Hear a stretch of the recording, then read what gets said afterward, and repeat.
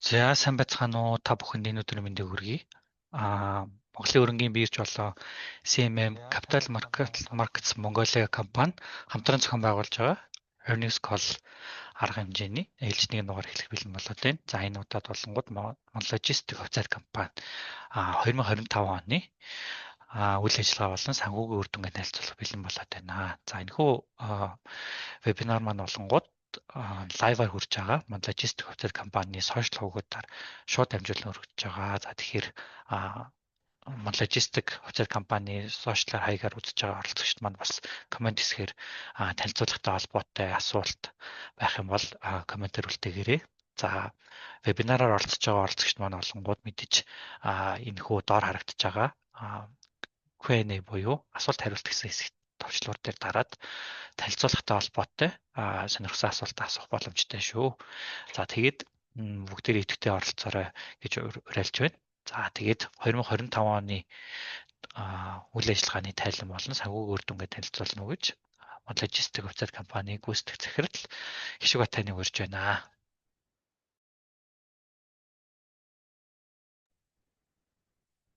За баярлалаа. За тэгээд бүгдэнд нь энэ өдрийн мэндийг хүргье. Юуны өмнө Monlogistic Group-ийн ээлжид одоо earnings call-д оролцож байгаа бүгдэнд нь бас талархал илэрхийлье. Өчигдөр Monlogistic Group-ийн 4-р улирал буюу 2025 оны жилийн эцсийн тайлан 4-р улирлын тайлан болол нийтлэгдсэн байгаа. За тэгээд энэхүү тайлан яг бүрэн ихээр нь бол та бүхэн манай яг албан ёсны сувгууд болох манай вебсайт, манай social media, Facebook-ээр за тэгээ мөн Монголын хөрөнгийн биржийн сайтаас бол хүлээн авах боломжтой байгаа. За урдын адил тайлангаа эхлээд та бүхэндээ товчхон танилцуулаад тэгээд танилцуул дууссаны дараа асуулт хариултанд хариулъя гэж төлөвлөж байна. За эхлээд ямар ч хэлсэн хүмүүстэй бас Monlogistic Group-ийн тухай маш товч юм танилцуулга хийжээ. Манай Monlogistic бол 2025 онд үүсгэн байгуулагдсан тээвэр логистикийн салбарт үйл ажиллагаа явуулдаг компани байгаа. За өнөөдрийн байдлаар 20 дахь жилдээ бид нар яг энэ салбартаа бол төвлөрч салбарынхан импорт, экспорт болон транзит гэдэг бүхий л сегментэд бол идэвхтэй үйл ажиллагаа явуулж байгаа цорын ганц компани байгаа. За бидний эрхэм зорилго бол дэлхий рүү тэмүүлэх үндэсний брэнд гэдэг эрхэм зорилгын хүрээнд бид нар үйл ажиллагаагаа явуулдаг. За энэ нь бол бид нар тээвэр логистикийн салбарын онцлог дээрээ түшиглээд олон улсад идэвхтэй бас үйл ажиллагаагаа явуулдаг, үйл ажиллагаагаа тэлсэн ийм компани болох зорилгыг бол агуулж үйл ажиллагаа явуулж байгаа. За энэний хүрээнд бас тодорхой ажлууд бол хийгдээд явж байгаа.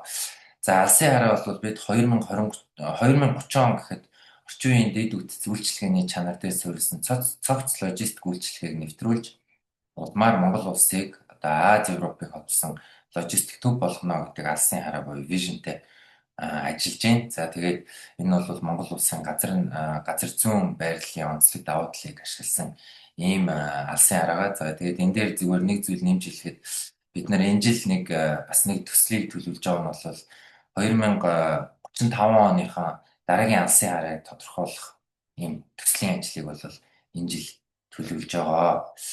За бид нийт одоо 200 гаруй Monlogisticчуд бол нэг 5 үнд зүйлийн хүрээнд бол дотоод компанийн соёлыг бүрдүүлдэг. За энэ нь бол өндөр чадвартай мэргэжлийн хамт олон инновацлог багийн сэтгэлгээ, хариуцлага, сахилгат, хүсдийг хүч хөгжүүлэх манлайллын соёл.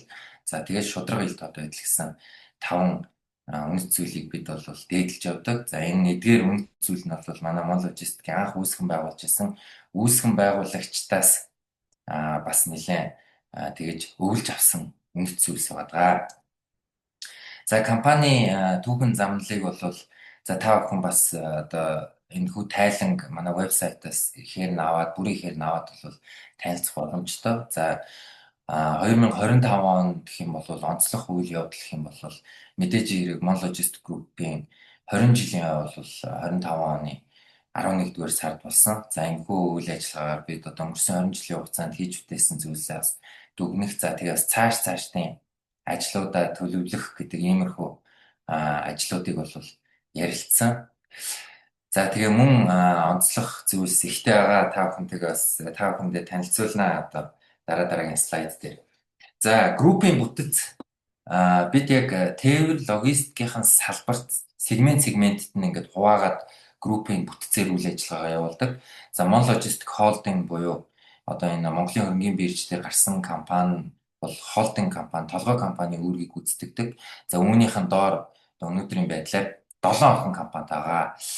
За энэ дээр нэг баг зэрэг өмнөх юунаас өөрчлөлт бол гарсан. За бид нар импортын тээвэр дээр Mon Logistic Worldwide гэдэг олон улсын тээвэр зуучин компани. За тэгээд Төв Азийн зам гэдэг одоо үндсэн үйл ажиллагаа нь бол суудлын автомашины импорт болон түүний санхүүжилт дээр ажилладаг ийм хоёр компанитайгаар үйл ажиллагаагаа импорт дээр ажиллаж байна.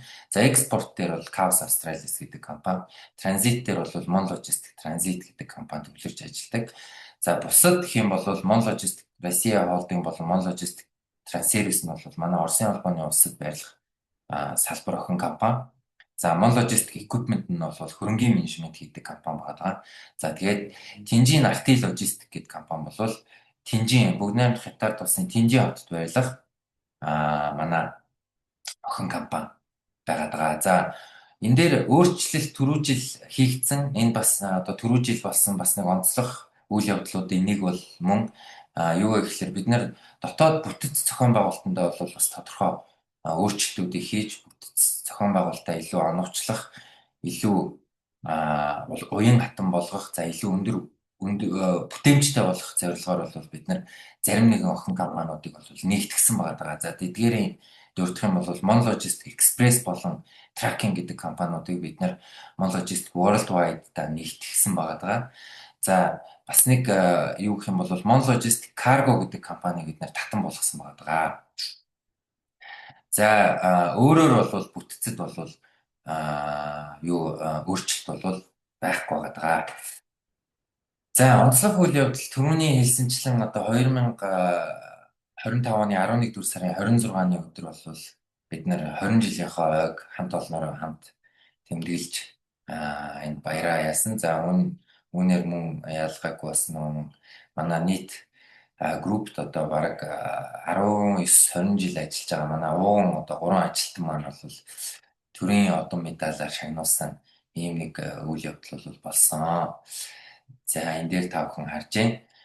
За бусад онцлог зүйлс гэх юм бол за CMMS зохион байгуулсан хөрөнгө оруулагчийн инвестмент форумд бол бид нэр Сингапурын форумд бол оролцсон. За энэ нь ямар учиртай, ямар зорилгоор оролцсон бэ гэхээр Mon Logistic Group нь одоо ойрын ирээдүйд гадаадаас хөрөнгө оруулалт татах ийм зорилгыг агуулж одоо төлөвлөж ажлуудыг бол хийж байгаа. За энэний бол эхний арга хэмжээ нь бол CMM-тэй хамтарсан юм хөө арга хэмжээнд бол оролцсон үйл явдлаасан. За тэгээд баггүй бас сонирхлууд бас илэрхийлсэн. Одоо энэ энэхүү форумд оролцсон одоо хөрөнгө оруулагч талууд.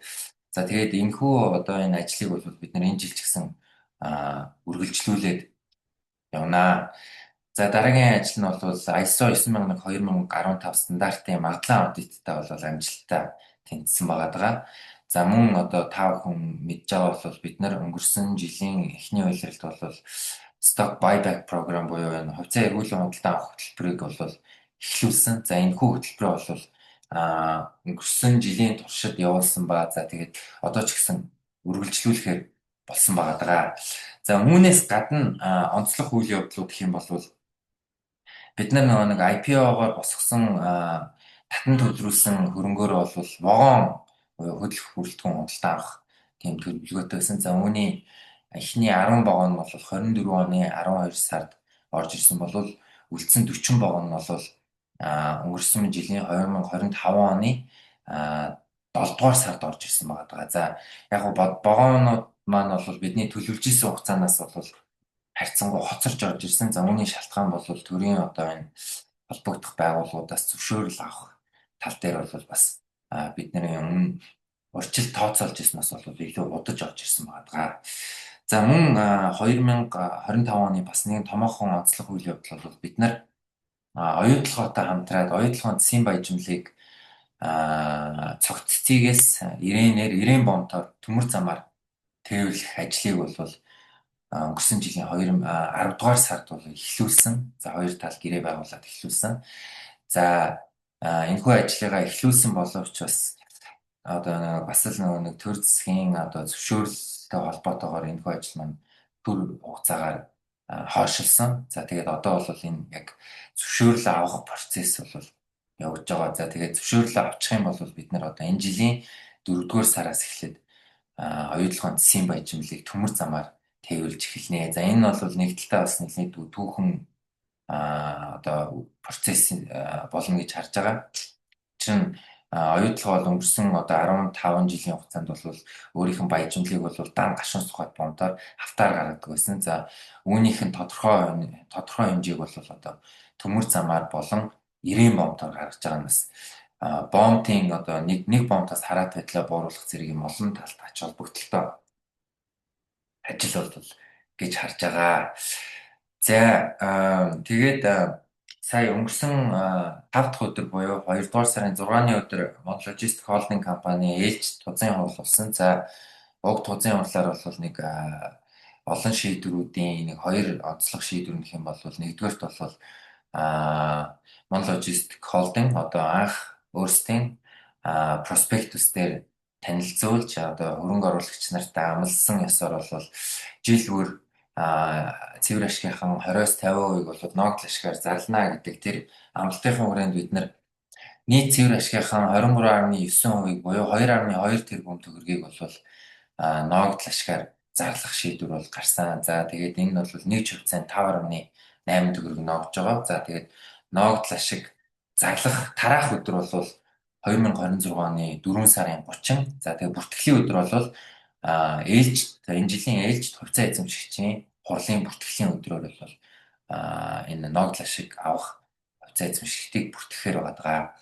За мөн бас нэгэн шийдвэр гарсан нь бол түрүүний дурдсанчлан түрүү жил зарласан энэ хувьцаа нээлттэй зах зээлээс эргүүлэн худалдаа авах хөтөлбөрийг бол хугацааг нь сунгасан байгаа. За анхны тузын тогтоол дээр бол уг хөтөлбөрийг 2025 оны 12 дугаар сарын 31-нд хэрэгжээд дуусах байсан. За тэгээд бид нар бол нийт 1 тэрбум төгрөгөөр хувьцаагаа 2 дахь зах зээлээс худалдаж авна гэжсэн бол өнгөрсөн 12 дугаар сарын 31-ний байдлаар бол ойролцоогоор 700 сая төгрөгөөр бол худалдаа авалт бол хийсэн байгаа. За энэнийхэн үлдэгдэл 300 саяар энэ 3 дугаар сарын 31-ний хүртэл энэ жилийн 3 дугаар сарын 31-ний хүртэл худалдаж авахаар сунгасан ийм тогтоолыг бол хувьцаа эзэмшигчдийн тузын хурлаар бол гаргасан байгаа.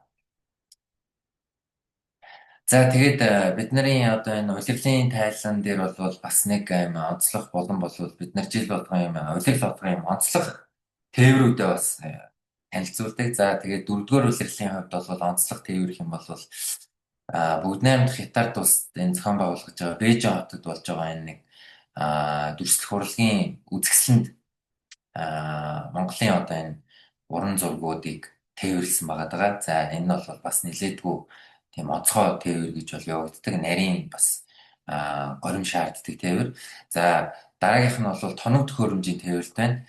За FLSmith компани тоног төхөөрөмжийг бид нэр 90 хотоос бол Эрдэнэ тот руу тээвэрлэх юу байгаа. За энэ тээврийн гол онцлог нь юм бол энэ бол хит овруу жинтэй буюу 76 тонн жинтэй тоног төхөөрөмжийг бол тээвэрлтийг мэрэгжлийн өндөр түвшинд хийж гүйцэтгэсэн байгаа. За мөн бульдозер болон бойлерын тээвэрлэлт гээд бид нар өнгөрсөн жилээс экспортын энэ уул уурхайн компаниудад импортын тээврийн шийдлийг ганцмод гашуун сухад бомбоор дамжуулж хийхин бүтээгдэхүүн үйлчлэгийг бол танилцуулаад явсан. За энэ бүтээгдэхүүнээр бол орж ирсэн үйлчлэгээр орж ирсэн нэгэн онцлог тээвэр бол бид нар нийт 5 ширхэг гинжит бульдозер, 1 ширхэг энэ үйлдвэрийн бойлерыг бол хүн даацын тусгай зориултын тээврийн хэрэгслээр гашуун сухад бомбоор бол импортолж хүлээн авагчтай хүлээлгөө өгсөн байгаа.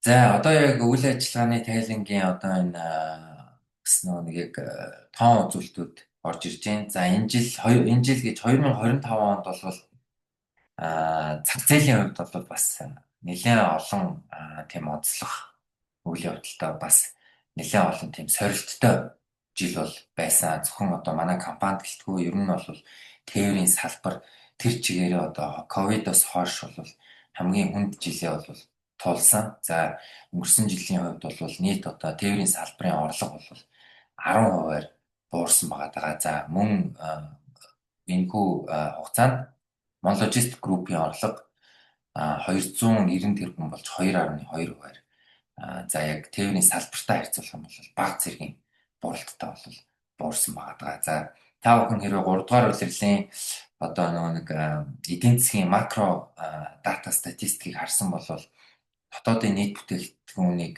эзэлж байгаа одоо салбаруудын мэдээллийн дунд бол хамгийн өндөр үнэлттэй салбар бол тээвэр ба агуулгын салбар нийт одоо 2015 оны зэрэгцүүлсэн үнийн дүнгөөтэй харьцуулахад бол 6% унсан. За дараагийн үнэлттэй салбар бол жижиглэн ба бөөний худалдааны салбар байсан байгаа. Нэг 5 орчим хувиар унсан. Тэгэхээр ерөнхийдөө бол нийт салбарын хувьд бол импорт, экспорт, транзит гээд бүхэл талд бол бид нар бас томоохон юм сорилтууд болон өөрчлөлтүүдээр явж туулсан. За энийг одоо дараагийн слайдууд дээр бас та бүхэнд мэдээлэл өгье. За хэдийгээр орлого буурсан боловч нийт тээврийн салбарын нийт ачааны тоо хэмжээ бол 9.3%-аар буурч за Монгол улсын хэмжээнд бол бид нар мөн шинэ рекорд тогтоож 146 сая тонн ачаа бараа тээвэрлсэн юм рекорд хийсэн. За харамсалтай нь одоо Monlogistic Group-ийн хувьд бол ачааны тоо хэмжээ бол 29%-аар буюу бид нар одоо 2025 онд нийт одоо 809 мянган тонн ачаа тээвэрлсэн байгаа. За юу унчуу гэхлээр за нэгдүгээрт бол Monlogistic Group-ийн экспорт бол унсан. За нийт одоо Монгол улсын хэмжээнд экспорт 103 сая тонн хүрч одоо 9%-аар өссөн боловч за экспортыг та бүхэн мэдж байгаа нийт экспортын улсын хэмжээнд 90%-ийг автаар экспортлдог. За төмөр замаар бол үлдсэн 10%-ийг нь экспортлдог. За Monlogistic Group-ийн хувьд бол автын экспортын одоо энэ зах зээлд бол үйл ажиллагаа явуулдаг. За энэ зах зээл нь бол илүү одоо хятадын бүгд найрамдах Хятад улсын одоо худалдаа авагч трейдер компаниудын өөрсдийн эзэмшлийн автын компаниуд ийм зөвхөн үйл ажиллагаа явуулдаг. Цэвэр зах зээл гэхээсээ илүүтэй одоо хятадын трейдеруудын одоо үйл ажиллагааны нэг хэсэг болж ажилладаг ийм зах зээл байгаа. Тийм учраас энд өрсөлдөх боломж бол бас бага. Тэр утгаараа бид нар бол энэ салбар зах зээлд бол үйл ажиллагаа явуулдаг. Харин бидний үйл ажиллагаа явуулдаг шинээр орсон зах зээл бол төмөр замын экспорт байгаа. За өнгөрсөн жилийн хувьд бол бас нэлээдгүй олон одоо хүчин зүйлсээс хамаарч төмөр замын экспорт бол улсын хэмжээнд 21%-аар буурсан байгаа. Тэгэхээр энэтэй холбоотой бас Monlogistic Group-ийн Chaos Australis гэдэг охин компани үйл ажиллагаа бол нэлээдгүй том юм үлтэйг үзүүлсэн. За Chaos Australis нь 24 онд одоо энэ гол замаар буюу одоо энэ Улаанбаатар төмөр замын эзэмшлийн замаар чингэлэгтэй нүрс тээврийг хийж бол нэлээдгүй хэмжээгээр хийсэн болвол тодорхой одоо нэг төр засгийн бодлоготой холбоотой гол зам руу нүрс авчирч одоо тийм үүсмэл уурхаа бий болгохыг хоригдсантай холбоотой бол гол замын ачаал экспорт талдаа буураад нөгөө талдаа транзит талдаа бол өссөн байна. За импортын ачаа тээвэр за импорт нийт улсын хэмжээнд 5% өссөн боловч Monlogistic Group-ийн бол 8%-аар буурч 121 мянган тонн ачаа барааг бол тээвэрлсэн. За импортын хувьд бол бас л нэг талаасаа зах зээл бол ритейл буюу одоо худалдааны зах зээл нь өөрөө хүнд байгаа. Одоо уналттай жил байсан.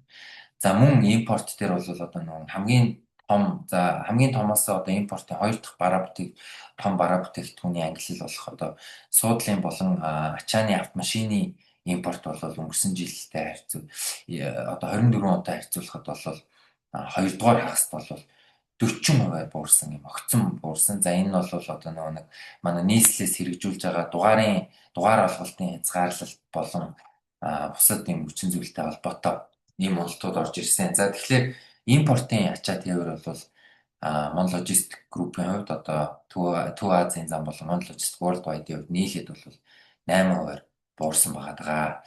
За Mon Logistics Transit-ийн хувьд бол улсын хэмжээнд транзит ачаа тээвэр бол 12% өссөн. Харин Mon Logistics Group-ийн хувьд бол транзит тээвэр 22% буурсан байгаа. За энэний гол юм нь бол манай нэгэн клиент хятадын нэг клиент маань бол Монголын коридороор ачаа бараагаа тээвэрлэгээ болоод Казахстаны коридор руу нүүсэнтэй холбоотой бол ачаа барааны тоо хэмжээ бол буурсан. Харин хэдийгээр ачаа барааны тоо хэмжээ буурсан ч гэсэн яг транзитийн ашиг орлогын хувьд бол ямар нэгэн бууралгүй буюу 24 оныхаа түвшинд бол хадгалж үлдсэн байна. За олон улс дахь ачаа тээврийн хэмжээ Mon Logistics Transervice болон RTL компаниудын ачаа тээвэр бол 24% буурсан байгаа.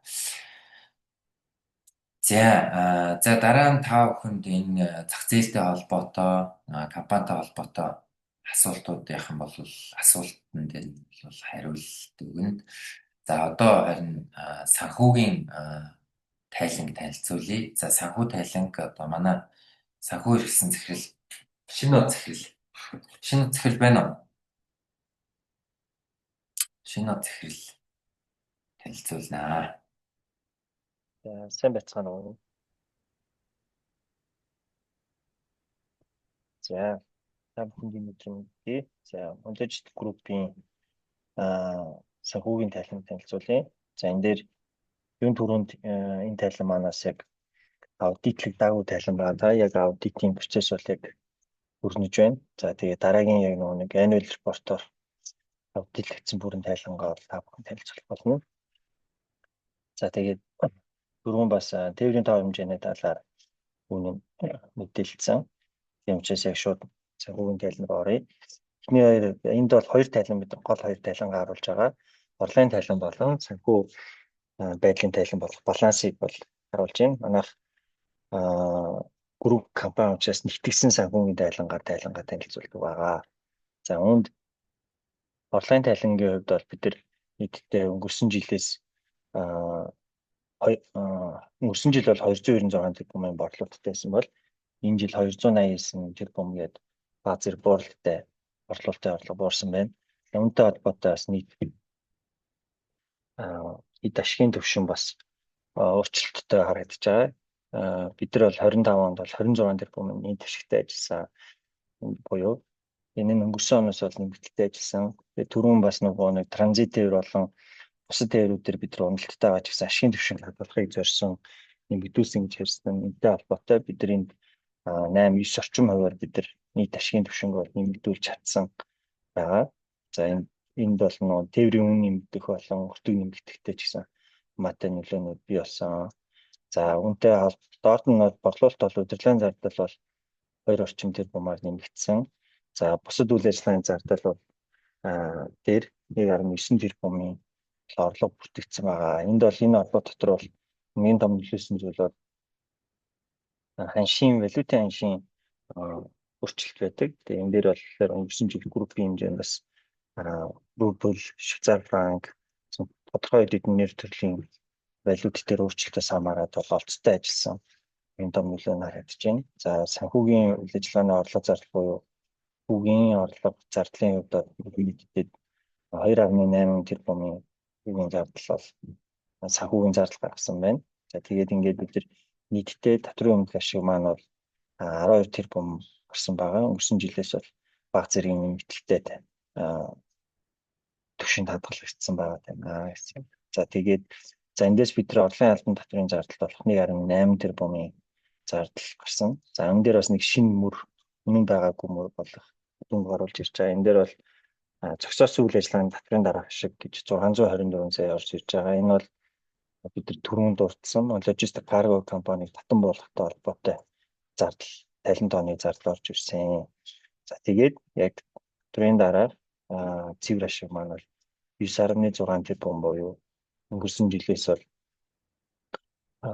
5 орчим хувиар бууралттай тайлан цэвэр ашигтай ажилласан байна гэж харагдаж байна. За тэгээд энэ нөө их тэгсэн тайланд бас нэг тодорхой хэд хэдэн нөлөөнүүд доор харагддаг тийм. Манай компаниудын хувьд болохоор зарим компани маань бусад хамтарч хөвцөө эзэмшдэг компаниуд байдаг. За тэгээд толгой компанид 6.9 тэрбум, бусад нэг хамтарч бизнес эрхэлж байгаа хүмүүс маань бол 2.6 тэрбум гээд задарч арчив ашиг маань задардаг. За үүнээс гадна гадаад улсууд төрүүлэлтийн зөрүү гээд нийтдээ гадаад улсад үйл ажиллагаа явуулдаг компаниудын тайлбар нэгтгэхтэй холбоотой ханшийн зөрүү үүсдэг байгаа даа. За энэ зөрүү бол нэмэх зөрүү байгаа даа. Тэгээд тайлбар жилийн бусад дэлгүүр орлого дээр 9.9 тэрбумын хөрөнгө орлоготой нэг хвцааны бол 17.4 тэрбумын орлоготой шиг байлж байна. За санхүү байдлын тайлан балансын хувьд болохоор дараах зүйл тавхан бас харж байна. За энэ дээр бид нар ер нь бол өөрчлөлт хэд хэдэн том энэ дээр өөрчлөлт байгаа. За тэр өөрчлөлтүүдийг бас тавья. За дөрөх нь болохоор параметрлаас бас тодорхой хэмжээгээр бууралт үзүүлсэн. За үнэхээр энэ бууралтыг бас түрүүн ярьсан автомашины тээвэр буурсантай холбоотой бас юм нөлөөлсөн байна. Бид нар нөгөө Төв Азийн зам компаниудаас машины тээвэр болон параметрыг оруулж ирдэг. За тэрнтэй холбоотой юм дүрсэн байна. За үржилт төрүүлсэн төлбөр бас мөн адил том үнийн дүнгээр буурсан харагдаж байна. Өөрөөр хэлбэл нөгөө параметрыг захиалгатай холбоотой үржилт төлж байгаа дүнгууд маань бууралттай харагдаж байгаа. За тэгээд нийт эргэлтийн хөрөнгөн дээр бол үүдээ 75 тэрбум эргэлтийн хөрөнгөтэй буюу өнгөрсөн жилээс бол бууралттай эргэлтийн хөрөнгөтэй харагдаж байна. За энэ донд бас нэлээд тодорхой нөлөө үзүүлж байгаа нь бол өнгө хөрөнгө. За өнгөрсөн оноос бас илүү бас өнгө хөрөнгөтэй ажилласан байгаа. Энэ бид нар нийлбэр дүнгээр харах юм бол үржилт төсөн төлбөрийн холбоотой бууралт бол параметрийн холбоотой бууралтууд дээр бол өнгөтөр илүү зүүн харагдаж байгаа гэсэн. За эргэлтийн бос хөрөнгөн дээр хамгийн том нөлөө болох түрүүн яг гүйцэтгэх цэцэрлэгэнд орцсончлон үлдсэн вагонууд маань 25 онд орж ирсэн. За үүнтэй холбоотой үндсэн хөрөнгөнөр бол бүтэн эхний цуваа 50 вагон бүртгэгдсэн. Энэ 14.4 тэрбумын хөрөнгө гэж бүртгэгдсэн байгаа. За бусад ашиглах хэрэгтэй хөрөнгө дээр бусад хөрөнгөнөр бол бага өөрчлөлт багтаа харагдаж байна. За гүйтгэл дээр бас бага зэргийн өөрчлөлт харагдаж байгаа. За энэ нь бол нөгөө бас өмнө тайлангууд дээр дурдчихжээ бид нар Chaos Astralis гэдэг охин компани дээр 51% эзэмшдэг байжгаад 49%-ийг нь бас оны дундаар бид худалдаж аваад 100% охин компани болгосон. За үүнтэй холбоотой бас бага зэрэг өнгүүд үйл дээр өөрчлөлт үүссэн харагдаж байгаа. За нийтдээ эргэлтийн бос хөрөнгө бүр 19 тэрбум. За нийтдээ нийт хөрөнгө маань бол 94.4 тэрбумын хөрөнгөтэй болсон. За нөгөө талд юу байгаа вэ гэх юм бол өглөөг өрчилж орсон орлогууд дээр бага өөрчлөлт бас багтаар гэж байна. Харин богино хугацаа зээл дээр бол өөрчлөлтүүд нэмэгдсэн. Энэ нь бол нөгөө талдаа юу харагдаж байгаа гэхээр нөгөө урт хугацаа зээл нь буураад тэгээд богино хугацаа зээл рүү шилжсэн энэ бичлэлтүүд бас харагдаж байгаа. Тэрнтэй бас холбоотой. За энэ зээлийн дард нь юу байгаа вэ гэхээр бас томоохон зээлийн бүрэлдэхүүн хэсэг нь бол вагоны худалдаа холбоотой тодорхой хэмжээний зээлсэн. Тэр зээлийн бас энэ дээр илүү том дүнгээр харагддаг.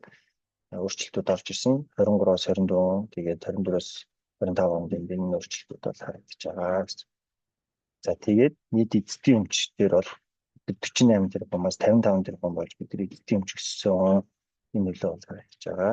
За тэгээд бид нар нийт хөрөнгө бодлого 94.4% ирсэн байна. Ийм тайлан харагдаж байна. Тэгээд та бас асуулт байвал зэнгүү асуугаад хэлцээ тавьж болно. За баярлалаа шинэ захирал. За тэгээд яг хуу түрүүн дурдсанчлан бас бүтэн жилийн хугацаанд нэлээдгүй олон ийм сорилтуудтай байсныг бол хэлсэн. За тэгээд ийм чаленжтай жилд бас бид нар өөрсдийн ашигтай ажиллагаагаа бас манай нийт логистикчуд маань бол бас харьцангуй гайгүй томоохон уналт үзүүлэлт ингэж авч гарсан гэж бол харж байгаа. Мэдээжийн хэрэг бид нэр одоо менежментийн баг нийт одоо миний хувьд бол гүйцэтгэл дээр бол сэтгэл хангалуун гэж хэлэхэд бол хэцүү байгаа. Гэхдээ одоогийн нөхцөл байдал, зах зээлийн нөхцөл байдал байна. За тэгээд манай энэ төрийн холбогдох байгууллагуудын зөвшөөрөл те.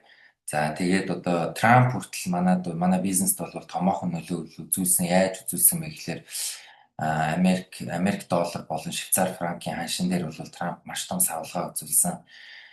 За тэгээ энэ бол бас л манад бол том нөлөө бол үзүүлсэн байгаа.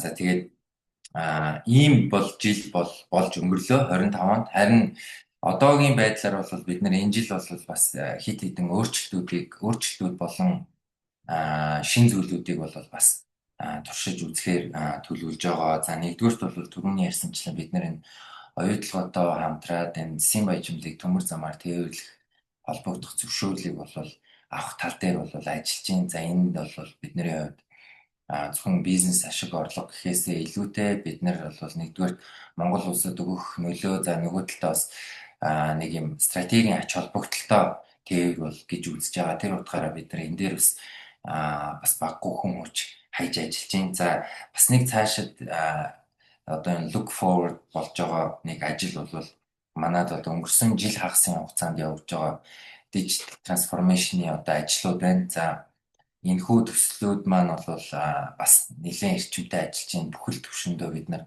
технологийн шинэ шийдлүүд, шинэ одоо автоматжуулалтуудыг бол нэвтрүүлэх тал дээр бол бүх одоо охин компани бүх түвшиндээ бол анхаарч ажиллаж байна. За Төв Азийн зам манай одоо Японоос суудлын автомашин импортлдог болон санхүүжүүлдэг компани маань бол бас үйл ажиллагаагаа нэлээд дэлгэхээр бид нар одоо төлөвлөж байгаа шийдвэр гаргасан байгаа. За тэгээд энэтэй холбоотой бид нар бас энэ хүү зах зээл дээр бол өөрсдийн байр суурь, өөрсдийн одоо зах зээлд эзлэх хувийг бол нэмэгдүүлж за тэгээд мөн одоо харилцагч хэрэглэгч нартай бол бас юм маш шинэлэг онцгой бүтээгдэхүүн үйлчилгээг бол танилцуулахаар бол төлөвлөж байна.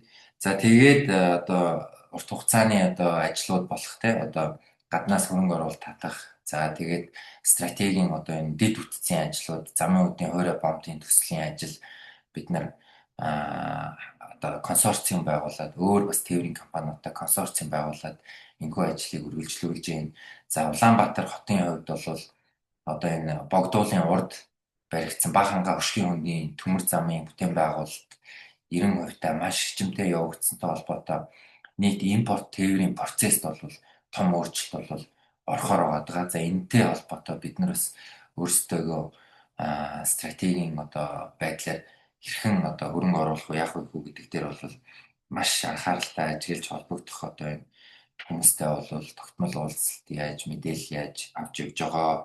За тэгээд мөн одоогийн байдлаар бид нар хоёр одоо олон улсын охин компанитай байна. Нэг Оросд, Хятадд. За тэгээд энийгээ цаашид өргөжүүлэх бас төлөвлөгөө байгаа. Энэтэй холбоотой судалгаа шинжилгээний ажлууд одоо бас хийгдэж байна. За эдгээр юм урт хугацааны ажлууд нь бол манай одоо энэ та бүхэн харсан бол борлуулалт удирдлагын зардал бол бас баггүй хувиар өссөн байгаа. За тийм үү бид нар бол нэг юм богино хугацаанд ашгийг одоо максимайз хийн гэхээс илүүтэй урт хугацаанд энэ салбартаа мөн цэнийг бий болгож за тэгээ урт хугацаанд доктортой хөгжих гэдэг тийм урт хугацааны зүйлсийг харж байгаа учраас бид нар энэ урт хугацааны стратегийн ажлууд дээр бол судалгаа, шинжилгээ болон одоо цалин мөнгөний зардал дээр бол бас баггүй зардлуудыг бол хуваарлаад явж байгаа. За эдгээр нь тэгээд эхнээсээ ахуулаад бас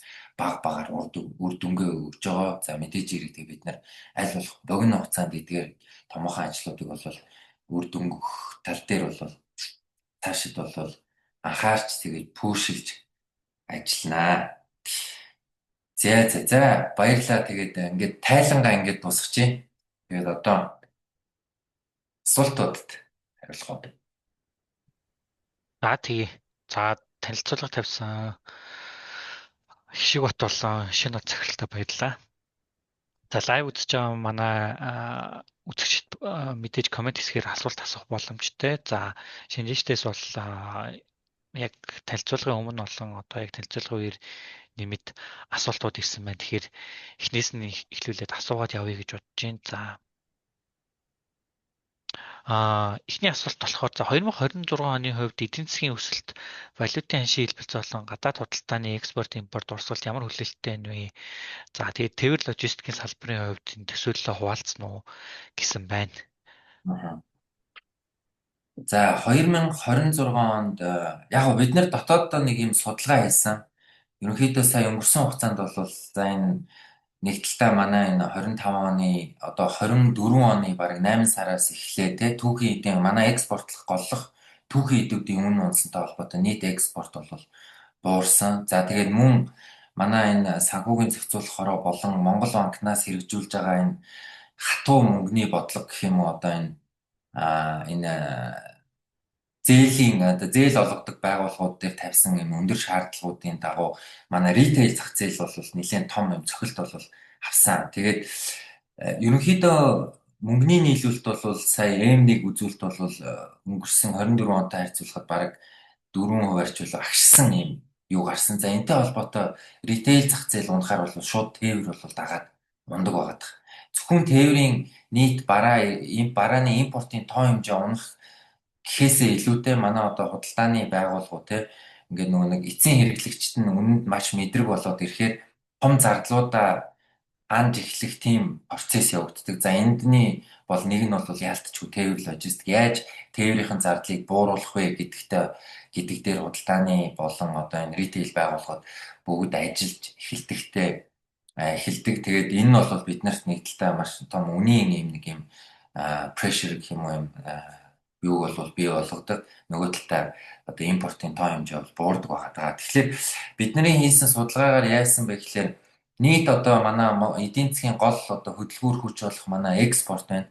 Экспорт унаж эхлэхээс нэг жилийн дараа буюу 12 сарын хоцрогдолтойгоор ритейл зах зээлд мэдрэмж нь орж ирдэг юм байна. За энэ судалгаатай яг л адилхан сая 25 оны 2 дугаар хагас бол энэ бол маш хүчтэй мэдрэгдсэн. Одоо импортын ачаа тээвэр буурсан гэх юм уу те. За тэгээд сэргэлт нь бас муу ялгаагүй 12 сараар хоцордог. За тэгээд одоо юу гэдгийг өнгөрсөн жилийн 4-р улирлаас уул уурхайн түүхийн эдийн экспорт бол нэлийн эрчимжиж эхэлсэн. Нүүрсний үн баг зэрэг өссөн. За нөгөө талдаа бол зис гэдэг зүйл бол одоо манай нийт улсын маань хамгийн том экспортын орлого оруулдаг бараа бүтээгдэхүүн болсон байгаа. Нийт одоо 5.8 тэрбум долларын орлогыг бид нар зисээс олсон байгаа. Тэгэхээр эндгээр үзүүлэлтүүдээс хамаарат бид нар энэ жилийн 2 дугаар хагасаас ритейл зах зээл сэргээд нийт эдийн засаг бас сайжраад ирэх болов гэдэг бас эерэг хүлээлттэй байгаа. Тэр болтол бол нэг тийм онцгой юу өгөх болвол юу алга сая 1-р сарын гадаад худалдааны үзүүлэлтүүдийг дөнгөж сая хараа сууж илаа. Түүхэн дээд одоо нэг эерэг тэнцвэртэй гарсан байгаа. За экспорт маш хүчтэй. За импорт бол түрүү жилийн 1-р сартай харьцуулбал 13% буурсан. Тэгэхээр импортын энэ сламп үе гэх юм бол энэ бол үргэлжилж байна. Тэгээд бидний зүгээр харж байгаагаар бол энэ жилийн 2 дугаар хагас хүртэл бол импорт бол яах вэ гэж байгаа. Экспорт нөгөө талдаа бол маш хэмжээтэй гарч байна. Тэгээ энэ ч гэсэн үргэлжлээд гарна гэж харж байгаа. За баярлалаа. Түрүүнд яг танилцуулгын үеэр бас хишээ захирлгүүрүүд орж ижсэн. За яг зохицуулагч байгууллагууд тэгээд ерөнхийдөө энэ логистикийн салбарын өөрийнх нь нэг бас яг тэгээд нийт уналттай холбоотой компанийн үйл ажиллагааг нөлөөлж ирсэн гэсэн. Тэгэхээр одоо яг эх жилд ерөнхийдөө бас яг энэ тал дээр ерөнхийдөө сайжрах хандлагууд байгаа юу? Тэгээд ер нь яг 25 оны хувьд яг онцлог яг тэр одоо бэрхшээлүүд нь юу байсан бэ? Тэгээд одоо яг засгийн газар ч юм уу одоо яг тэг бодлого боловсруулагчдын төвшөнд ингэ ярьж байгаа тэр бол одоо хил гайл тэд бүтцтэй холбоотой асуудлууд дээр ихэд онцгой анхаарна гэж хэлээд байгаа. Гэхдээ энэ яг юу гэдэг та бүхэн яг ажиллаж байгаа бодитоор ажиллаж байгаа компанийн хувьд ер нь тэр нөгөө нэг тэг өөрчлөлтүүд нь хэр мэдрэгдэж байна тэр талаар. За яг гоо бид нар чинь одоо нөгөө нэг төмөр замын тээврийн тухай хууль гэж маш том салбарын хэмжээнд төмөр замын одоо тогтолцооны хэмжээнд том өөрчлөлтийг бол хүлээж те өөрсдийнхөө стратеги хөрөнгө оруулалтуудыг бол төлөвлөсөн. За тус хууль маань хойшлоод сая 24 оны, 25 оны 1 сарын 1-ээс бол хэрэгжиж эхэлсэн. Гэхдээ амьдрал дээр хэрэгжиж эхлэхдээ бол маш тийм хязгаарлагдмал байдлаар хэрэгжиж эхэлсэн байгаа. За үүний цаана бол манай Улаанбаатар төмөр зам хувь нийлүүлэх нийгэмлэг маань Монгол Оросын 50-50% эзэмшилтэй байдагтай бол нэлээдгүй бас холбоотой. За энийг бол Улаанбаатар төмөр зам шинэ хуульд нийцэж ажиллахад бол тодорхой хугацаа бол орох юм байна гэдгийг бол ойлгосон байгаа. Тэгээд бидний хувьд өнгөрсөн жилийн хувьд мэдээж хэрэг хамгийн том энэ төрийн одоо энэ манай тээврийн салбарын холбогдох байгууллагатай холбоотой тийм удаашрлах юм бол энэ оюутлогоо засгийн баяжмлыг экспортлох одоо энэ зөвшөөрлөх юм уу? Энэ байсан гэж бол харж байгаа. Тэгээд сая би хэлсэн те одоо зис гэдэг чинь бид нар өнгөрсөн жил ердөө 2.2 сая тонн тонн зисийг экспортлоо, түүнээсээ 5.8 тэрбумын орлого олсон байдаг. Нөгөө талаа 90 сая тонн нүүрс экспортлоод түүнээсээ 5.7 тэрбум долларын одоо орлого олсон байгаа. Тэгэхээр зис гэдэг чинь хамаагүй илүү үн цэнтэй бараа бүтээгдэхүүн тий. Тэгэхээр энэ дээр бол манай одоо засгийн газар одоо энэ төмөр замын байгууллагууд илүү түлхүү зисийг илүү түлхүү гаргая гэдэг дээр бол бас одоо энэ бодлого юугээ чиглүүлэх ёстой болов уу гэж бол нэг талаас харж байгаа. Бид нар цогц цэцгээс зэсийн баяжмлыг бүтэн цуваагаар нь экспортлоход ачилтаа хийгээд бэлэн болгоцсон байсан боловч одоо нэг одоо чинь нэг Монголын төмөр зам, Улаанбаатар төмөр зам хоёрын маань хоорондох болвол нэг үйл ажиллагаа нь бол яг жигдрээгүй. Одоо говьос бид нар шинэ төмөр замаар Улаанбаатар төмөр зам руу ачаабаараа экспортод бол шилжүүлэх боломжгүй байдаг. Боломжгүй байгаад байгаа одоогийн байдлаар. За энэ бас нөгөө талдаа нэг төмөр замууд маань хөрш орныхон төмөр замуудтай бүтэн жилийн хугацаанд ачаабаараа вагон одоо солилцох юм төлөвлөгөөг төлөвлөсөн байдаг. Тэрэн дотор нь яг оюутлогоо зис гэж төлөвлөгдөөгүй байсантай холбоотой энэ бол бас хаагдсан байгаа. Гэхдээ энэ дээр бол бас манай энэ төрийн байгууллагууд гэх юм уу одоо төр засгийнхан болон одоо төмөр замын байгууллагууд бас илүү хүчин чармайлт гаргаад багахан ч гэсэн зэсийг бид нар гаргаад өөрсдийнхөө одоо энэ гадаад экспортоос түүхийдээс олж байгаа экспортын тоо хэмжээг нэмэгдүүлэх энэ юуг бас эрэлхийлсэн болвол бас энэ юу өнгөрсөн 10 сард бүтчих байсан байх гэж харж байгаа. Тэгэхээр иймэрхүү жижиг сажиг юмнууд бас байна. Нөгөө талдаа энэ төмөр замын энэ богдуулын урд барьж байгаа төмөр замын талаар яг хөө мэдээллүүд бол байгаа. Гэхдээ цаашид яг энэ эдгээр төмөр замууд нь яаж ажиллах те нарийн тэр зохион байгуулалтын мэдээлэл бол маш дутмаг байгаа. Одоо тэр зуучийн өөрсдөө таамаглаж тэгээд мэдээлэл дутмаг багхлаар цаашдын стратеги одоо төлөвлөгөө тэг хөрөнгө оруулалт эднэрийг бол төлөвлөхөд бол бас хүндрэлтэй бол байгаа.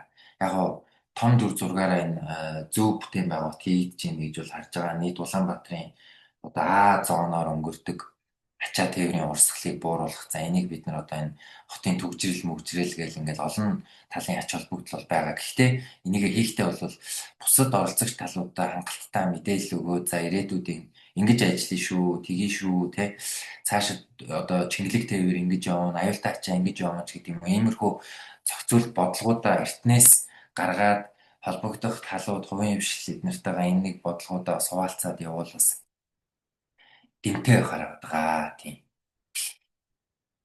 Тийм. За ойлголоо. За дараагийн асуулт нь болохоор яг нөгөө түрүүнд яг төмөр замын асуудлыг ярьжсэн болохоор энэ төмөр замын экспорт ерөнхийдөө буурсан шалтгааныг дахиад ер нь тодорхой тайлбарлаад өгч гэсэн байна. Тэгээд ер нь түрүүнд бас яг дараа жилийн буюу одоо яг 26 оны ер нь үйл ажиллагааны гол эрсдлүүд юу байх вэ? Тэгээд одоо өнгөрсөн жилийн эрсдлүүд ерөнхийдөө дахиж давтагдах уу? Тэгээд тэрхүү эрсдлээ ер нь хэрхэн удирдах байгаа вэ гэж асуусан байна. За төмөр замын экспорт буурсан гол шалтгаан нь бол нэг хоёр үндсэн хүчин зүйл байгаа. Нэгдүгээр өмнө та бүхэн бүгд санаж байгаа бол нэг өмнө одоо 5 толгоогоос нүүрсийг автомашинаар тээвэрлээд чойр дээр буулгаад чойроос вагонд ачаад тэгээд вагоноор ирээнээр гаргадаг. Тийм практик бол бас нэлээд өргөн хэрэглэгдэжсэн. За энэ нь бол яг нэг талдаа нэг байгаль орчин талдаа шорон замаар явдаг маш их тоос тэр тухайн орон нутагт одоо тоос бужигнуулдаг зэрэг юм шалтгаанаар бол манай зам тээврийн яамнаас бол энэ практикийг бол цогцоосон. Тэгэхээр чойр дээр үүсэж байгаа энэ үүсмэл нүүрсний орд гэх юм уу энэ бол байхгүй болсонтой холбоотой бол нэг талдаа эрэлт бол гол зам дагуу экспортыг буурсан. За нөгөө талдаа одоо энэ гол зам дээр транзит ачааны эрэлт маш өндөр байсан. За тэгээд өнгөрсөн жилийн одоо энэ нэг СНГ-ийн орнуудын төмөр замуудын хурлаар бол Монголын коридороор дамжин өнгөрөх экспортыг бол бас өсгөж төлөвлөсөн. За үүнтэй холбоотой бид нар энэ ганц дэд үтцийг бид нар одоо экспорт, импорт, транзит гэдэг юм гурван одоо зориултаар бол хувааж ашигладаг. За одоогийн байдлаар бол энэ нэг ганц төмөр замын бол 60 орчим хувийн хүчин чадлыг нь бол дан транзит эзэмшиж байгаа. За тэгээд нэг 20 орчим хувийн нэг 10 орчим хувийн импорт, 10 орчим хувийн экспорт. За тэгээд дотоодын хэрэгцээ гэж бас биднэрт байгаа тий. Одоо жишээлбэл өөрсдийн дотоодын одоо энэ дулаан болон цахилгаан станцуудаа нүүрсээр хангах зэрэг иймэрхүү медлийн одоо энэ нүүрс тээвэрлэх зэрэг иймэрхүү хэрэгцээнд бол бас нэг үлдсэн хувийг ашиглаад ингээл манай одоо энэ гол замын маань хүчин чадал ингээд дээд хэмжээндээ тулчж байгаа. Тэгэхээр энэ жилийн үед бол би төмөр замын экспорт бол нэг тийм амар өндөр хэмжээгээр бол өснө гэж бол харахгүй байгаа. Гол нь одоо нэг одоо энэ гашуун сухад ганц мод дээр баригдаж байгаа төмөр замын хилийн холболтын бүтээн байгуулалт нэлээд эрчимтэй явагдаж байна.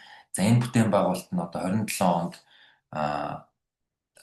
ашиглалтанд ороод энэ нь яг юугаа яачих юм бол бид нар яг төмөр замын экспорт маань бол бодит хэмжээгээр бол өсөх тийм юу нь бол болно гэж бол харж байгаа. Тэгээ тэр болтол бол төмөр замаар бол нэг тийм сүртэй экспорт бол өсөхгүй байхаа гэдэг бодолтой байна.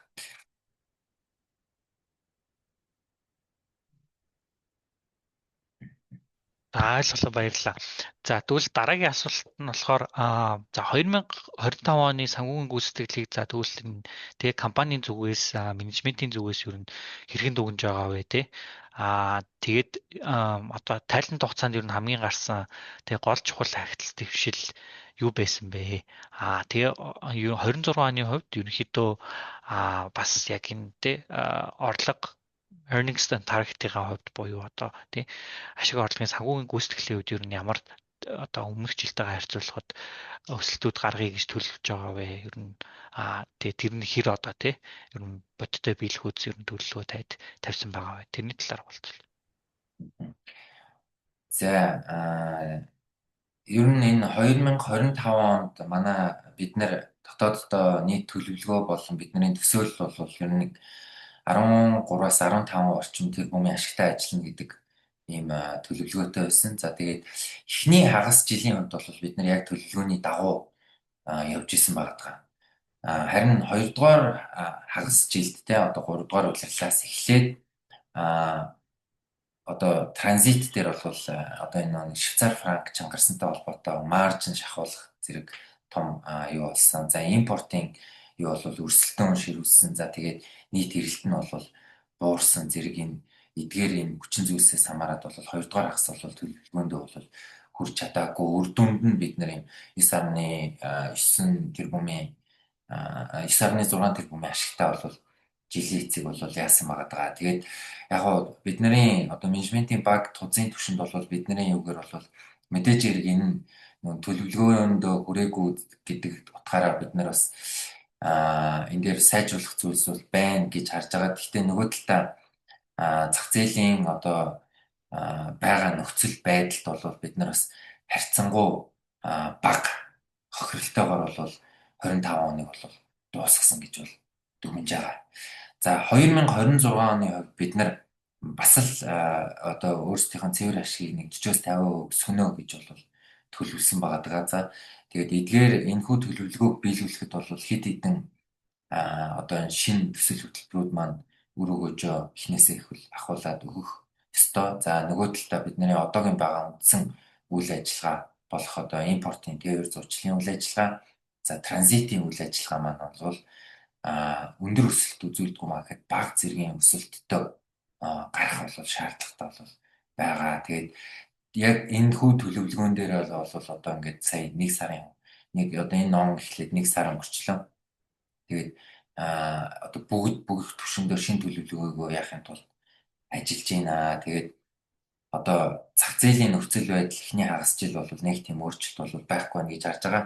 Гэхдээ бидний шинэ одоо тэлж байгаа шинэ бизнес одоо шинэ бүтээгдэхүүн үйлчилгээгээр бид нар тодорхой өсөлтийг бол бас хангах бол боломжтой гэж үзэж байгаа. Тэгээд тэрнтэй холбоотой яг мэдээллийг тухайн бүтээгдэхүүн үйлчилгээний зах зээл дээр нэвтэрсний дараа бол би бас хувьцаа эзэмшигчтэй болон одоо бусад хүмүүстэй бол хуваалцсанаа.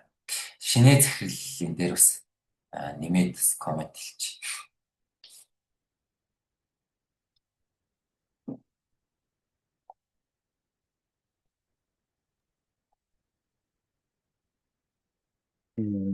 Сая бас тодорхой дурдаад явлаа. Бид бас нэг үлрэлийн тайлангууд дээрээ яг ямар гүйцэтгэлтэй явж байгаа, ямар асуудлууд, ямар нөлөөллүүд болж байгаа бас тухайн үр тэрэнд дурдаад яриад явж байгаа. Тэгээд түрүүн бас нэг нэлийн бас операшны төвшөнд болон ашигын тайлангийн төвшөнд бол тайлбарсан учраас бол энэ дээр бол нэмэлт юм байхгүй байна. Бас тодруулж асуувал бас тэгээд хэлцээд явъя. Окей, тэгээд зүгээр нэг зүйл нэмээд хэлэхэд бид нар энэ жил ер нь нэлээд тийм одоо бид нар ч гэсэн ер нь одоо бүхэл компаниуд одоо гадаад орчин бас нэлээд том хөдөлгөөнтэй савлгаатай байгаа ийм цаг үед бас нэлээд тийм agile management бажтын эднэр хийх бол хийж ах шиг байна. Тэгээд тэрнтэй бид нар ч гэсэн мөн адил өөрсдийнх нь гүйцэтгэлийг одоо сар тутам гүйцэтгэл дээр үндэслэж цаашдын одоо төсвөлөл төлөвлөгөөнүүд дээр ингэж нэлээд нягт юм ажиллаж байна. Тэгээд ерөнхийдөө бол урт хугацааны ажлуудаа бол үргэлжлүүлээд явна. Гэхдээ бид нараас тодорхой өөрчлөлт шаардлагатай сайжруулалтуудыг бол цаг тухай бүрт нь бол хийгээд явахаар төлөвлөж байгаа. Ойлголоо, баярлалаа. За дараагийн асуулт нь болохоор энэ ойрын 1-2 жилдээ ер нь ямар төрлийн хөрөнгө оруулалт хийхээр төлөвлөж байна гэсэн мэт шинэ агуулга, шинэ маршрут, технологийн шинжилэл гэх мэт.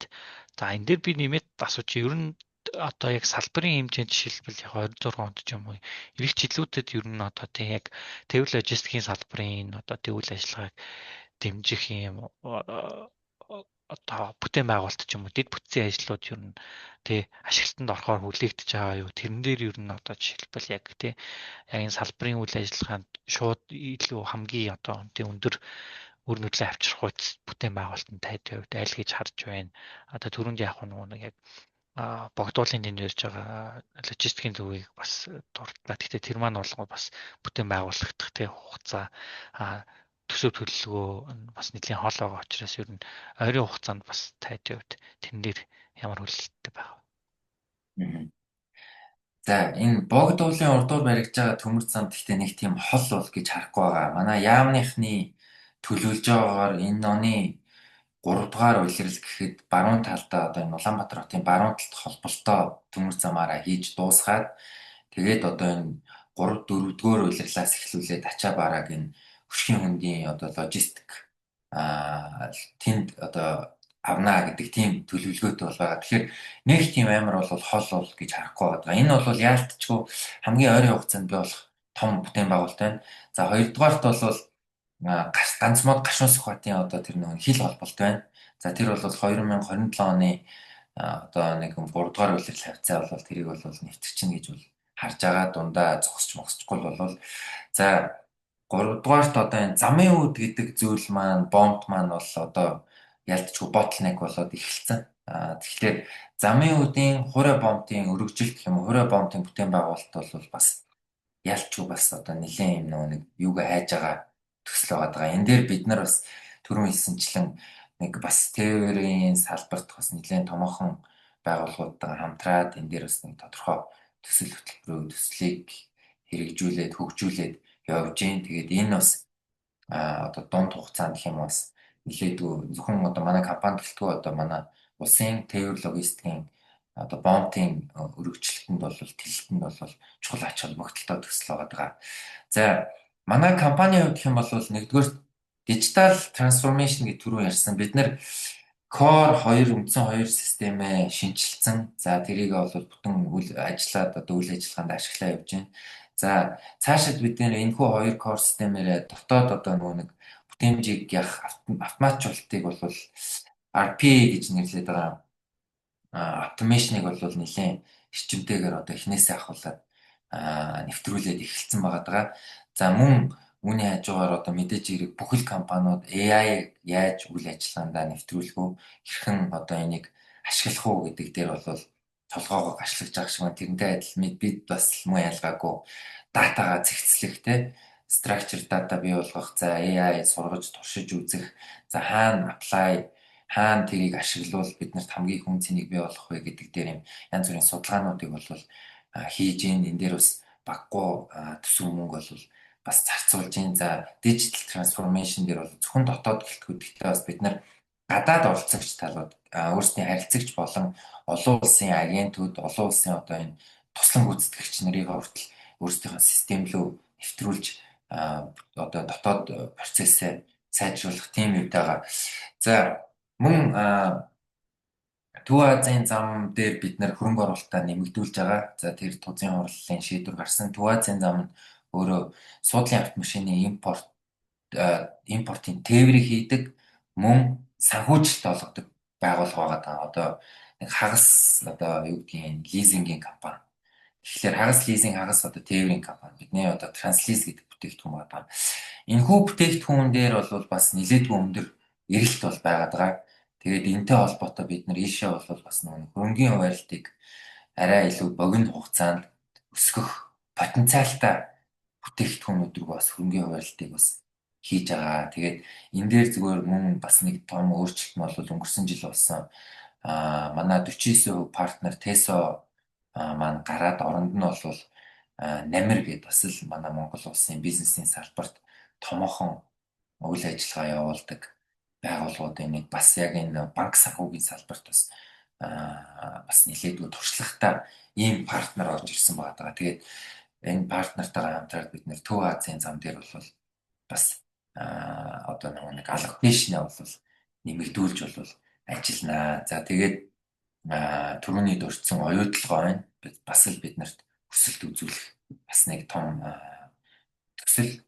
За тэгээл одоо яг импорт дээр бид нар бас нөгөө борлуулалтынхаа стратегийг, за транзит дээр бас одоо энэ Монголын коридорынхаа стратегийг Улаанбаатар төмөр замтай хамтраад Оросын клиентууд болон Хятадын клиентуудтай илүү сурталчлах, за тэгээд илүү үн цэнийг бий болгох тал дээр хамтарч ажиллах. За тэгээд одоо Монголын коридорыг бусад коридоруудтай харьцуулахад өрсөлдөх чадварыг нэмэгдүүлэх гэдэг зүйл дээр бол бүхэл түвшиндээ ингээд ажиллаад бол явж байгаа. Тэгэхээр энэ жилийн хувьд бол бас хит хитэн юм strong лидүүд байгаа учраас бас нэлээд тийм өөдрөгөөр бол харж байна. Гэхдээ одоо юу болох нь бас харцгаая тий. Ерөнхийдөө бол тэгэл сар сараараа улирлуулирлаараа л ингээд үйл ажиллагаагаа хянаал ягаал явна да. Баярлалаа. За сүүлийн 1-2 асуултыг аваад тэгээд өнөөс кол өндөрлөе гэж бодож байна. Асуулт хариултын хэсэг бараг 30 гаруй минут үргэлжилж байна. За тэгэхээр дараагийн асуулт нь болохоор за энэ нэг за түвшний үнийн хэлбэлцэн ер нь компанийн үйл ажиллагааны өртөгт нөлөөлдөг үү, ер нь хэрхэн нөлөөлсөн бэ гэнэ. Тэгээ энэ эрсдлийг ер нь бууруулах чиглэл дээр арга хэмжээ авчиж хэрэгжүүлэхээр төлөвлөж байна уу гэсэн байна. Гэхдээ за энэ тал дээр окей. За түлшний үнийн хэлбэлцэл бол ялтч манай одоо нэг нийт зөвхөн Монгол улс ч гэлтгүй дэлхийд даяар одоо тээвэр логистикийн одоо өртгийн хамгийн том хүчин зүйл болдог байгаа. За тэгээд бүхэл одоо энэ тээврийн хэрэгслүүд чинь өөрсдөө түлш ойл ашигладаг тий.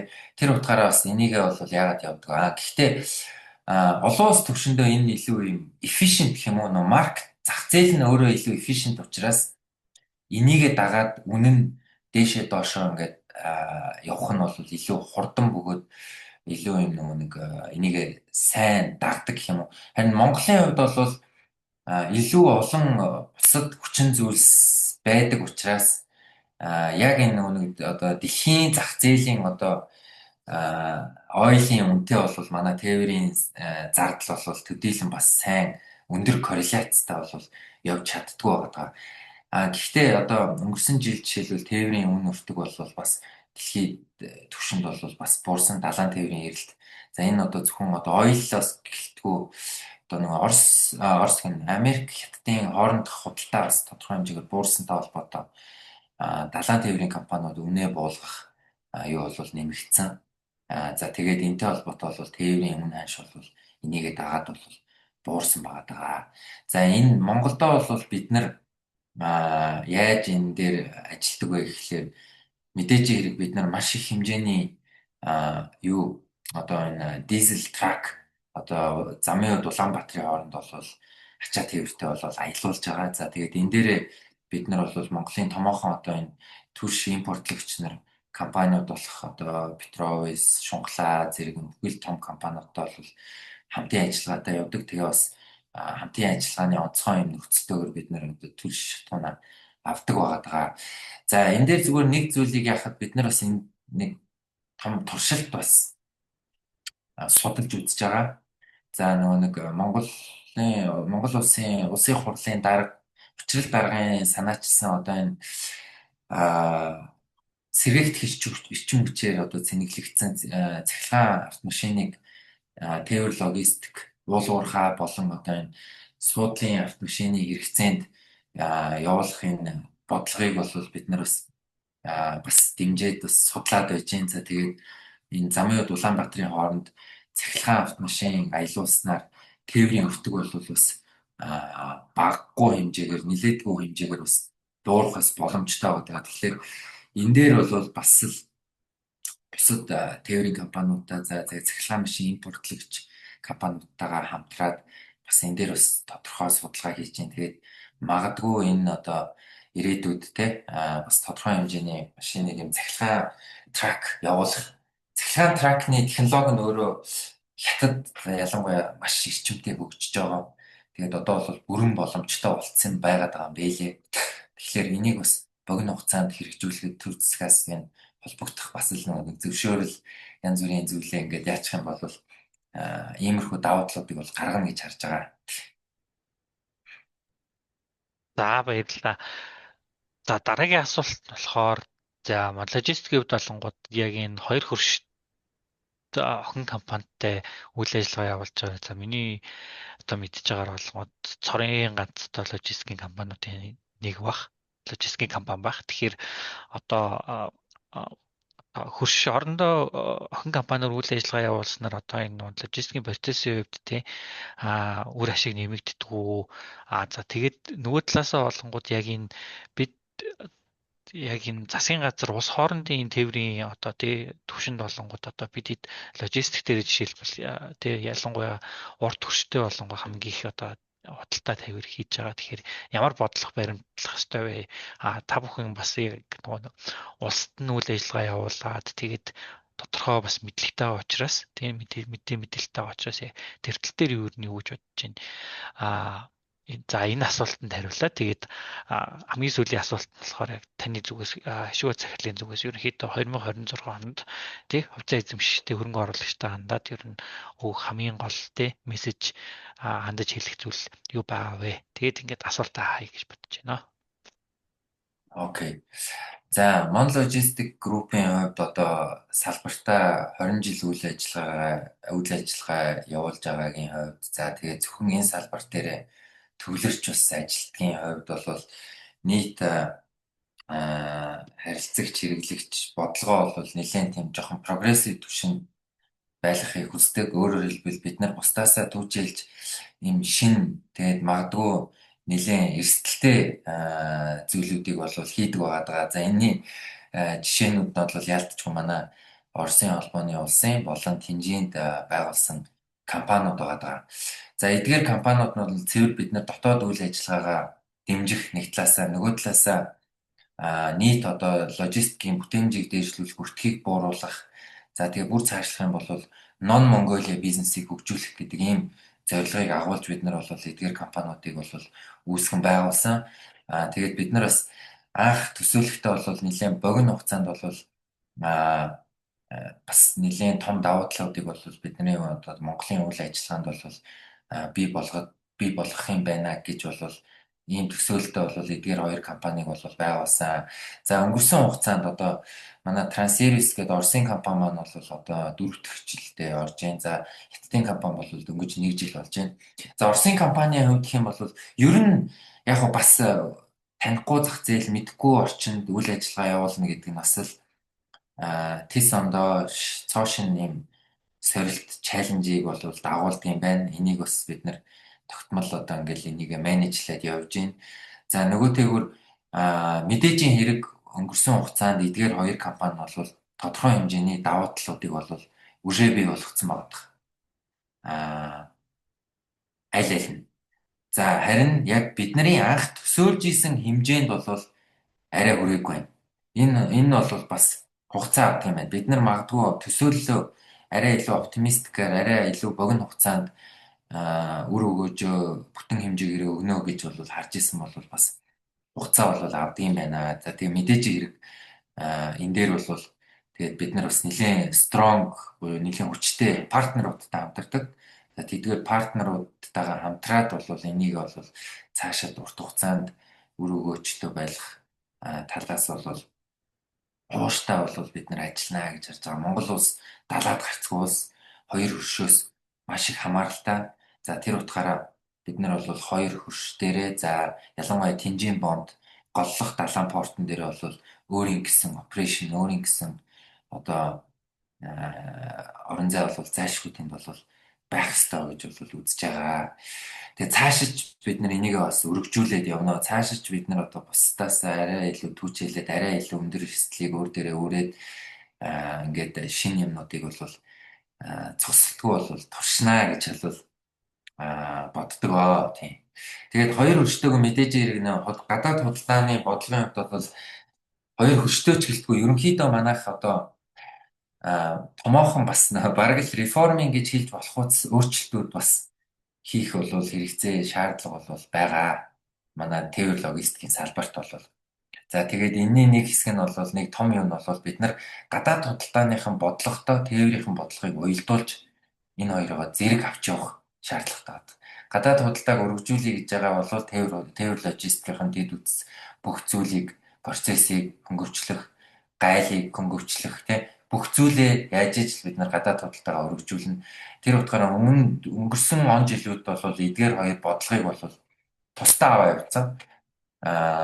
Тэгэхээр энийг цаашаад бол нэг одоо цонхоор нэг юугаар бол ингэж яах хэрэгтэй байгаа. За тэгээд үүнтэй холбоотой бас юм хууль эрх зүйн сайжруулалтууд бол зөндөө шаардагдж байна. Одоо наад зах нь одоо тээвэр зууч анхнаасаа яг тээвэр зууч гэдэг буруу нэршил ашиглаа явуулсны гороор тээвэр зуучийг бол ямар нэгэн тийм хууль эрх зүйн баримт бичгээр бол юм таниаг гэх юм уу recognize хийгээгүй байдаг. Тэгээд энийг бол бас энэ өөрөө бас их томоохон юм бэрхшээлүүдийг бас үйл ажиллагаанд бол дагуулдаг байгаа. Тэгэхээр яг суурьаараа ингээ яах юм бол томоохон тийм хууль эрх зүйн зөвхөн одоо дэд үтсийн гэлтгүй хууль эрх зүйн өөрчлөлтүүд бас яах хэрэгтэй байгаа.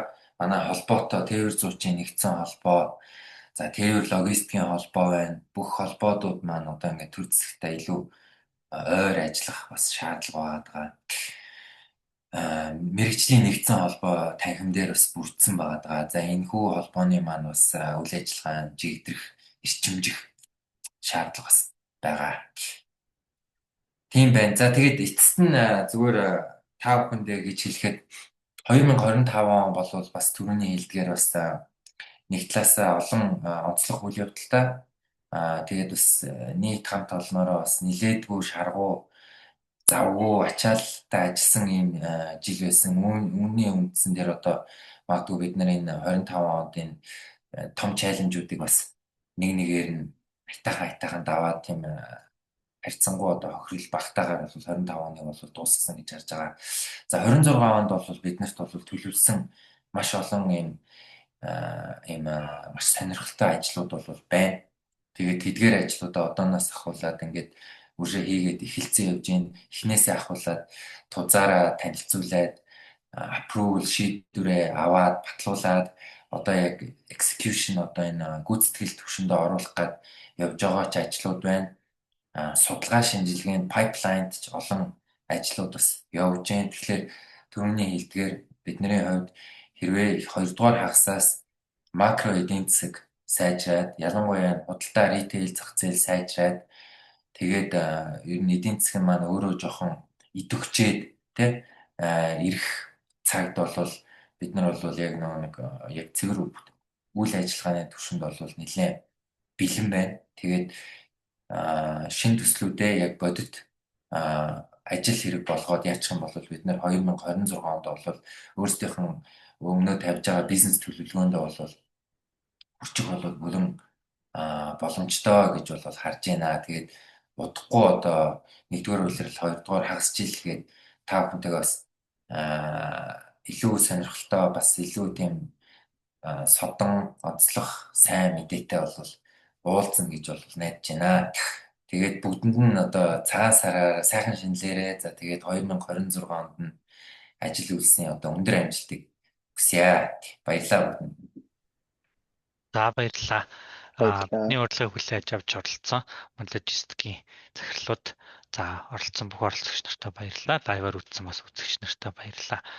Дараагийн Earnings Call-оор уулзъя. Баяртай. За баярлалаа.